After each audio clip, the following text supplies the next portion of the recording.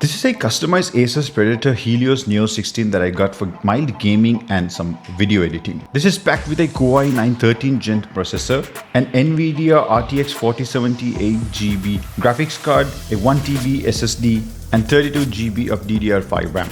If you're planning to get something similar, here's what you should know before getting one.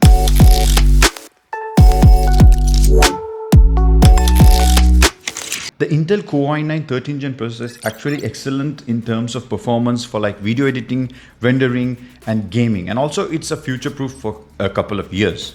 Similarly, the RTX 4070, it may not be as great as those graphic cards that are out there now, but it is great for real-time rendering, ray tracing, and GPU accelerated tasks. And the large memory capacity that the 32GB DDR5 RAM gives it, the capacity of video editing with multiple layers and making it much more smoother. Besides that, it has a display that is 16 inches with 165Hz refresh rate, which is great for gaming, and the size is decent enough for video editing as well. And one other cool thing about gaming laptops is its dedicated cooling systems or monitoring applications. Like this one has a Predator Sense app that allows you to toggle between 3 different kinds of modes. There is a quiet mode, a daily usage, and a high intense like gaming mode itself. In terms of build quality, it is built very sturdy, though it has some plastic builds. It has a very game oriented kind of a design, and its overall performance in gaming and video editing has been spectacular. It gives you really high frame rates, and you can throw some really intense video editing task editing, and it handles it with ease. And one of the major reasons for me to switch to a Windows gaming laptop was also the fact that you have software compatibility. There is a wide range of editing softwares and games for Windows. However, here's the thing though.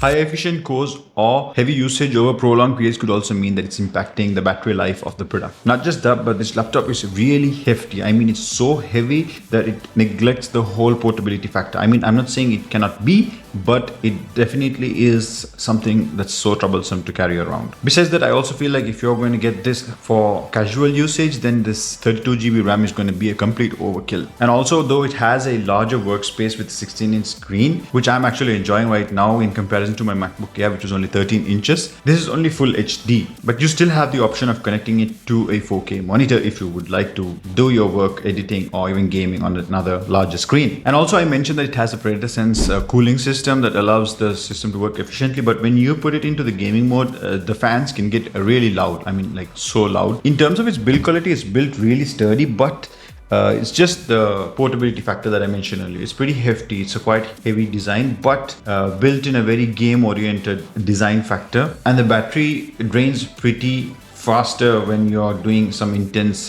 gaming or video editing, so it has to be plugged most of the time. And when it comes to the software compatibility, most of them may not be very optimized for Windows, but definitely you have the upper hand with the range of video editing softwares plus games with especially Game Pass and Xbox. The pricing is somewhat twice as expensive as a regular ultra thin notebook or a MacBook. But in order for me to summarize this and make it quick, if you got the bug and really are looking for something with intense gaming and you want to do some 4K editing, I definitely recommend this. This is a beast of a laptop. But if you're the person who is on the go and wants something very light and quick to travel around, or do some quick editing and casual gaming, then I not recommend, unless you are willing to go through the trouble of finding yourself a seat in the places that you are out at. Overall, it comes down to your preference, but for me especially, I had the need of upgrading my video editing skills, and also I've been missing some really good gaming sessions, and I feel like this could really balance out both of these. If there might be anything more specific that you'd like to know about this, let me know in the comments below. And if you found this really useful for yourself or even a friend, please make sure to share with them and leave this video a thumbs up. Do subscribe, and I will see you in the next one.